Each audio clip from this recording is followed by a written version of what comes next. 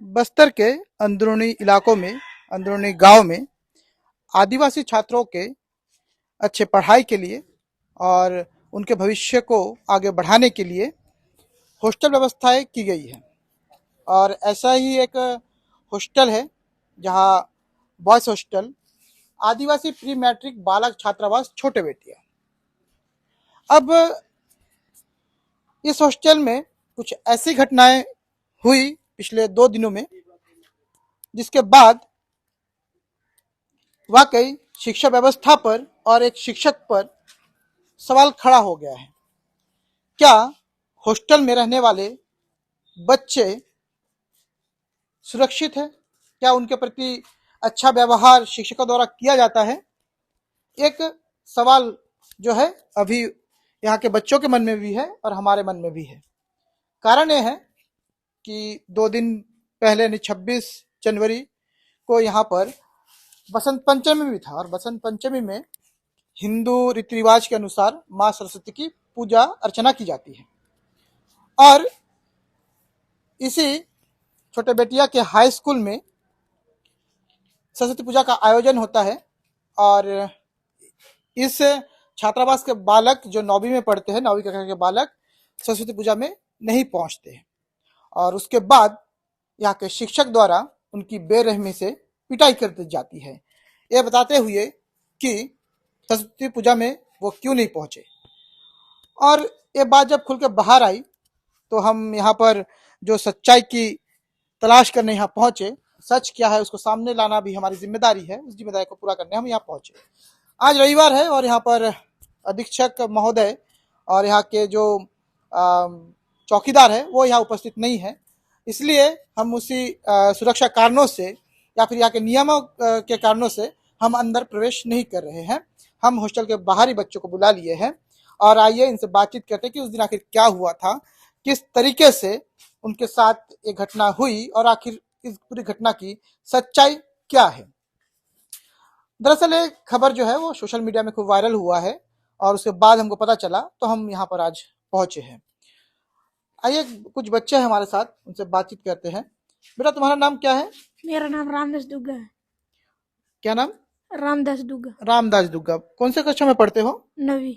9वीं कक्षा में पढ़ते हो। तो 9वीं कक्षा का ये छात्र है।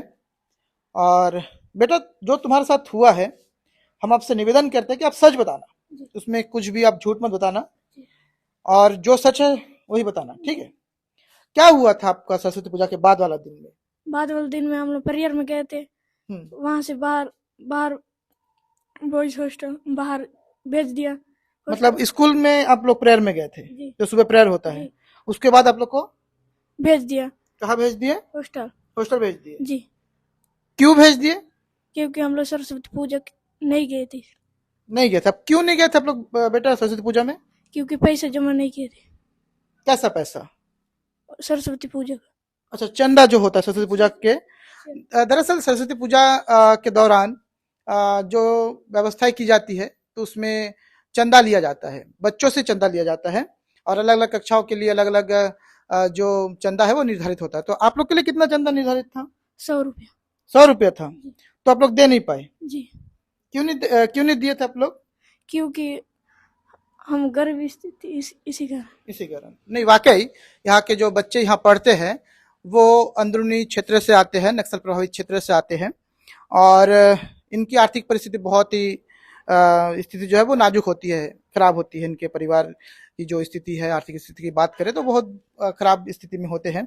उसके बावजूद भी बच्चे यहाँ पर आके पढ़ते हैं और 100 रुपया भले हमारे और आपके लिए कम रकम लगे, लेकिन इन बच्चों के लिए एक बहुत बड़ी रकम है। जब बच्चों द्वारा ये रकम नहीं दी गई तब आप लोग को प्रेयर से निकाल दिया गया।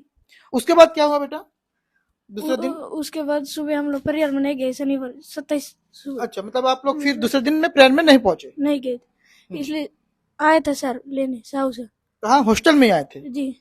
उसके बाद मारे उसको लिए प्रेयर में। अच्छा, आप लोग को मारे? मारते प्रेयर में लेके गए? अच्छा, तो देखिए 100 रुपया सरस्वती पूजा का चंदा यहाँ पर निर्धारित किया गया था और उसके बाद इन बच्चों की आर्थिक परिस्थिति सही नहीं होने के कारण वो चंदा नहीं दे पाए और इसलिए वो पूजा में नहीं गए, क्योंकि शिक्षक द्वारा बताया गया था कि जो चंदा नहीं दोगे वो पूजा में नहीं आओगे, ऐसा बताए थे। जी इसलिए आप लोग नहीं गए थे। तो बच्चों का ये कहना है जी, 11वीं वाले 11वीं वाले बोले थे। हाँ हाँ हाँ, तो 11वीं वाले भैया लोग आप लोग को बोले थे ना, जी क्या बोले थे? कि जो चंदा जमा नहीं करेंगे वो नहीं आएंगे करके बोले। जो चंदा नहीं करेगा वो पूजा में नहीं आएगा, इसलिए ये बालक जो है वो पूजा में नहीं पहुंचे थे। और उसके बाद जब वो सुबह स्कूल जाते हैं तो उनको प्रेयर से बाहर कर दिया जाता है, हॉस्टल भेज दिया जाता है। और उसके बाद जब दूसरे दिन, उसके बाद वाले दिन जब ये बच्चे प्रेयर से निकाले हुए बच्चे जब फिर से प्रेयर में नहीं पहुंचते तो साहू सर करके ना बेटा, जी साहू सर इनको लेने आते हैं हॉस्टल में। और जब बच्चे मनाही कर देते हैं, सवाल पूछते हैं। आप लोग क्या पूछे थे सर से? प्रेयर में दूसरे दिन प्रेयर में भेज दिए, उसके बाद हमने सवाल पूछे। प्रेयर से आप निकाल दिए, इसलिए हमने उसको क्वेश्चन पूछे सर से, हाँ कि हम लोग इसलिए नहीं गए करके। जी। उसके बाद क्या किया सर? उसके बाद यहाँ आए, हॉस्टल वाले कहाँ आए भी बोले, उसके बाद यहाँ से मार मार के ले गई। तो इसके बाद जो है बच्चों की पिटाई कर दी जाती है, बच्चों को पीटा जाता है, बहुत बेरहमी से पीटा जाता है। आप ये बच्चे के हाथ में डंडा देख सकते हैं। इन बच्चों का कहना है कि इस डंडे के टूटते तक जो है बच्चों को मारा गया, बच्चों को पीटा गया। देखिए, धर्म और आस्था की अगर बात करें तो धर्म एक बहुत ही स्वतंत्र विषय है और आस्था भी एक स्वतंत्र विषय है, निजी मामला होता है। अब इन आस्था और धर्म की अगर परिभाषा को हम समझे तो वो अपने ऊपर होता है कि हम किस धर्म को माने, किस धर्म की उपासना करें। पर इस स्वतंत्र जब इस पूरे स्वतंत्र भावना पर, इस स्वतंत्र विचार पर जब ऐसी घटनाएं खुलकर सामने आती है, हालांकि बच्चों का कहना है कि वो 100 रुपया नहीं दे पाए थे जो उनसे चंदा मांगा गया था, इसलिए वो पूजा में उपस्थित नहीं हुए क्योंकि इनकी आर्थिक परिस्थिति बेहद खराब है और घर से इनको भेजा गया है यहाँ पढ़ने के लिए। और बच्चों से जब 100 रुपया मांगा जाता है, उसके बाद बच्चे नहीं दे पाते, उसके बाद उनको जो है प्रेयर से बाहर कर दिया जाता है क्योंकि वो सरस्वती पूजा में उपस्थित नहीं होते।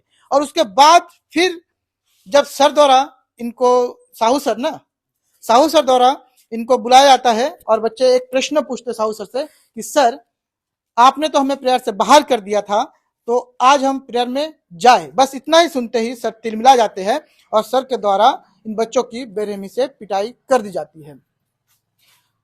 नक्सल प्रभावित क्षेत्र के बच्चे, शायद इनके परिवार की आर्थिक परिस्थिति भी सही नहीं है और 100 रुपये इनके लिए बहुत बड़ी बात है और एक बहुत ही शर्मनाक घटना है। मैं तो कहूँगा कि इस घटने की जांच हो और जो भी इस पे दोषी हो उस पर कड़ी कार्रवाई हो, क्योंकि इससे बच्चे कहीं ना कहीं मानसिक रूप से बेहद आहत हुए हैं। बच्चों को पीटा गया है और इस पूरे मामले में अब जो है वो अधीक्षक यहाँ से नदारत है और यहाँ के जो चौकीदार है वो भी यहाँ से आज के दिन में नदारत है। तो अभी आप लोग क्या चाहते हो कि क्या हो आगे? आप लोग क्या चाहते हो, क्या कार्रवाई हो इस पे?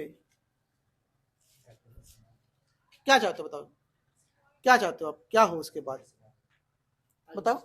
अगले बार से ना हो, अगले बार से ना हो। देखिए, बच्चे कितने मासूम होते हैं और बच्चों का दिल कितना बड़ा होता है। शायद सर का दिल इतना बड़ा नहीं है। बच्चे चाहते हैं कि कार्रवाई ना हो, लेकिन आगे से ऐसा ना हो। पर सर को भी और यहाँ के शिक्षक को और यहाँ के हॉस्टल अधीक्षक को भी इस बात को समझना चाहिए कि ये मासूम बच्चे अपना परिवार छोड़कर यहाँ पर आकर रहते हैं, तो उनको भी एक परिवार जैसा प्यार मिलना चाहिए, ना कि इस प्रकार से धुतकार मिलना चाहिए। इस छात्रावास पर मेरी नज़र यहाँ पर लिखे एक वाक्य पर पड़ी। यहाँ पर लिखा है, बाल देवो भव, अर्थात जो छात्र होते हैं, जो बच्चे होते हैं, वो देवता के समान होते हैं। पर इस पूरे घटना में अब एक नई बात भी सामने निकल कर आई है कि ना सिर्फ 9वीं के बच्चों को यहाँ पर मारा गया, बल्कि ये जो छोटे मासूम बच्चे आपको दिख रहे हैं, इनके साथ भी शिक्षक के द्वारा मारपीट की गई। क्या हुआ था बच्चा उस दिन आपके साथ? जी, कौन से सर मारे थे आप लोग को? साहू सर मारे थे जी। क्यों मारे थे? सर, प्रेयर से भी निकाला गया था। क्यों मारे थे बेटा? सर, प्रेयर में नहीं गए इसलिए। प्रेयर में नहीं गए? प्रेयर में आप लोग क्यों नहीं गए थे? सर, हम लोग प्रेयर से निकाले गए थे। हम लोग प्रेयर से निकाले गए थे। क्यों निकाले गए थे बेटा? जी सर। सर, पूजा में नहीं गए इसलिए। पूजा में नहीं गए? तो पूजा में क्यों नहीं गए थे आप? जी सर, पैसा जमा नहीं किया सर। पैसे जमा नहीं किए? जी सर। तो इनके मासूमियत की तरफ देखिए और ऐसे मासूम बच्चों की तरफ देखिए। वाकई इनके परिवार जो है वो यहाँ पर जो चंदा देने में असमर्थ थे और जिसके वजह से इस तरीके से बच्चों को अपमानित कर प्रेयर से निकाला जाता है एक शिक्षक द्वारा, और उसके बाद इन बच्चों की बेरहमी से पिटाई भी कर दी जाती है। यहाँ पर एक सवाल खड़ा ये जरूर होता है, क्या दीवार पर लिखी ये बाल देवो भव की बात इन बच्चों के लिए यहाँ पर सच है या सिर्फ महज ये सिर्फ एक दीवार पे लिखने लायक बात ही रह गई है। सवाल कई है, सवाल बड़े हैं, और अगर आपको लगे कि इस तरीके की रिपोर्टिंग होनी चाहिए, अंदरूनी क्षेत्र में ऐसे बच्चों की बातें आपके सामने आनी चाहिए, इनकी तकलीफें सामने आनी चाहिए, तो आप हमारे यूट्यूब चैनल के छत्तीसगढ़ बायोस्कोप को सब्सक्राइब करें और लगे कि इन बच्चों की बात दूर तक पहुंचे, इन बच्चों का दर्द दूर तक पहुंचे, तो इस वीडियो को ज़्यादा से ज़्यादा शेयर कीजिए।